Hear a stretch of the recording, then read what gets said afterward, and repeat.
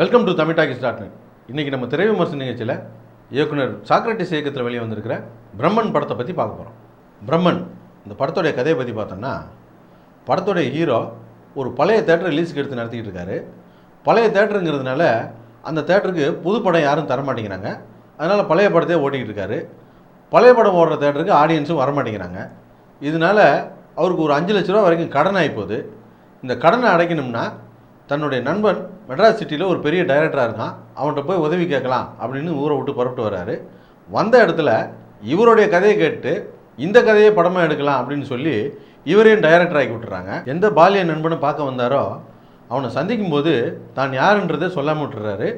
தனக்கு கிடைச்ச இயக்குனர் வாய்ப்பையும் அவனுக்காக விட்டு கொடுத்துட்றாரு. தன்னுடைய காதலையும் அவனுக்காக விட்டு கொடுத்துட்றாரு. உண்மை தெரியும் போது அந்த நண்பன் என்ன முடிவு எடுத்தான் அப்படிங்கிறத இந்த படத்துடைய கதை.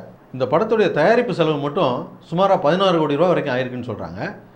இந்த படத்தை ரிலீஸுக்கு விளம்பரம், கியூப் இந்த மாதிரியான செலவுகளுக்கு ஒரு 4 கோடி ரூபா ஆகுன்னு சொல்கிறாங்க. மொத்தத்தில் 20 கோடி ரூபா பட்ஜெட் இந்த படம். இந்த படம் ஒரு ஏரியா கூட பிஸ்னஸ் ஆகலை. சேட்டலைட் ரைட்ஸ் மட்டும் 6 கோடி ரூபாய்க்கு போயிருக்குன்னு சொல்கிறாங்க.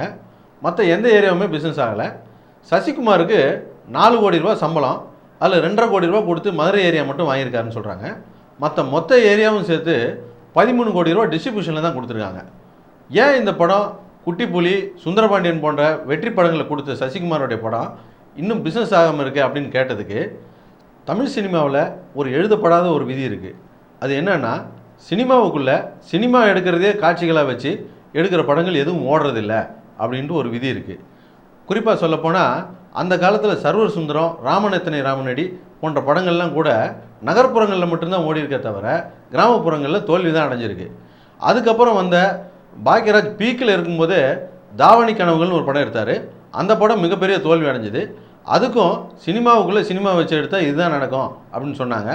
இப்போ அண்மையில் கூட சேரன் எடுத்த மாய கண்ணாடி, பிரகாஷ்ராஜ் ப்ரொடக்ஷனில் வெளியே வந்த வெள்ளித்திரை போன்ற படங்கள்லாம் மிகப்பெரிய தோல்வி அடைஞ்சிது.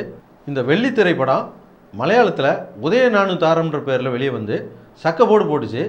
அதே படம் தமிழில் அட்டர் ஃப்ளாப் ஆச்சு. அதே போல் இந்த படத்துடைய ப்ரொடியூசர் வந்து கன்னட ப்ரொடியூசரு. கன்னடத்தில் நிறைய படங்கள் இந்த மாதிரி சினிமாவுக்குள்ளே சினிமா வச்சு நிறைய வெற்றி படங்கள் வந்திருக்கு. அதனால் இந்த படமும் தமிழில் ஓடுன்னு நினச்சிட்டாரோ என்னவோ தெரியல. ஆனால் இப்போ இந்த படம் ரிலீஸ் ஆகிருக்கு.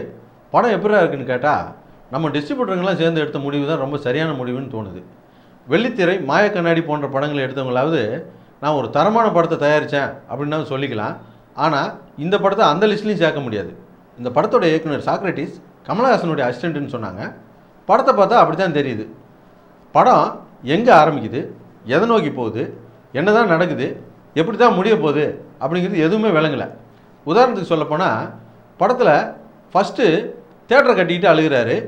கொஞ்ச நேரத்தில் ஹீரோயினை சந்திக்கிறாரு. உடனே தேட்டரை வெட்டி விட்டு ஹீரோயின் பின்னால் சுற்றுறாரு.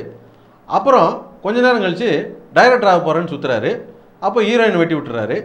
அதுக்கப்புறம் நண்பனுக்காக தியாகம் பண்ண போகிறேன் அப்படின்னு சொல்லிட்டு அந்த ஊரை விட்டு கிளம்பி ஊருக்கே வந்துடுறாரு. மறுபடியும் இதை பூரா நான் எதுக்காக செஞ்சேன்னா நட்புக்காக தான் செஞ்சேன் அப்படின்னு சொல்லி வழக்கமான சசிகுமார் படம் மாதிரி ஒரு 5-6 பஞ்சு டைலாக், நட்பு பஞ்சு டைலாக் போட்டு படத்தை முடிச்சு விட்டுறாங்க.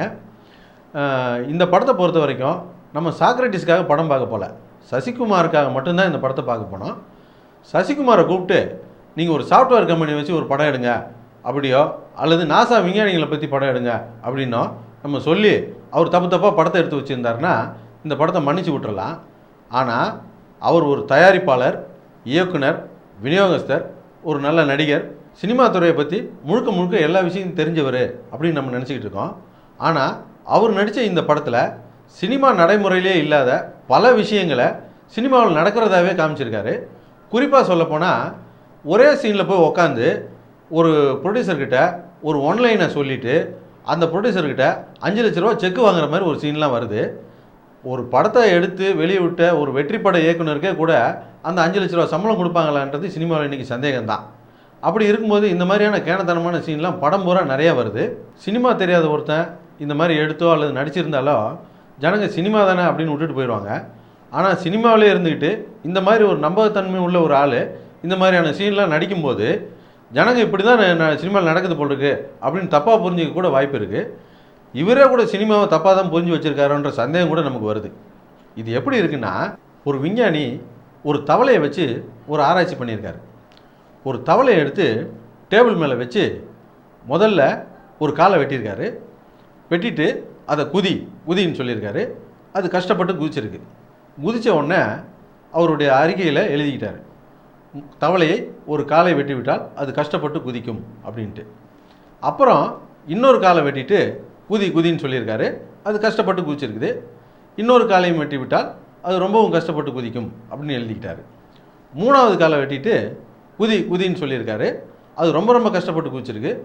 மூணாவது காலையும் வெட்டிட்டா அது ரொம்ப கஷ்டப்பட்டு குதிக்கும் அப்படின்னு அறிக்கை எழுதிக்கிட்டாரு. நாலாவது காலையும் வெட்டிட்டு இப்போ குதின்னு சொல்லிக்கிட்டே இருந்திருக்காரு. அது குதிக்கவே இல்லை. கடைசியாக தன்னுடைய ஆராய்ச்சி ரிப்போர்ட்டில் என்ன எழுதிக்கிட்டாருன்னா, ஒரு தவளையை 4 கால்களையும் வெட்டிவிட்டால் அதற்கு காது கேட்காது அப்படின்னு சொல்லி எழுதியிருக்கான். அவன் என்ன புரிஞ்சு வச்சுருக்கான் பாருங்க. இப்படித்தாங்க இந்த படத்தை எடுத்து வச்சுருக்காங்க.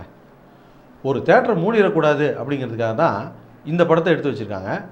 இப்படி ஒரு 4 படத்தை தொடர்ந்து எடுத்தாங்கன்னு வச்சுக்கோங்க, இருக்கிற கொஞ்சம் தேட்டரையும் மூடிட்டு போக வேண்டியதான். எங்களுடைய நிகழ்ச்சிகள் உங்களுக்கு பிடித்திருந்தால் உடனுக்குடன் கண்டு மகிழ கீழே உள்ள சப்ஸ்கிரைப் பட்டனை அழுத்தவும். எங்களுடைய நிகழ்ச்சிகள் உங்களுக்கு மிகவும் பிடித்திருந்தால் உங்களுடைய நண்பர்களுக்கு ஷேர் செய்யவும். நன்றி, வணக்கம்.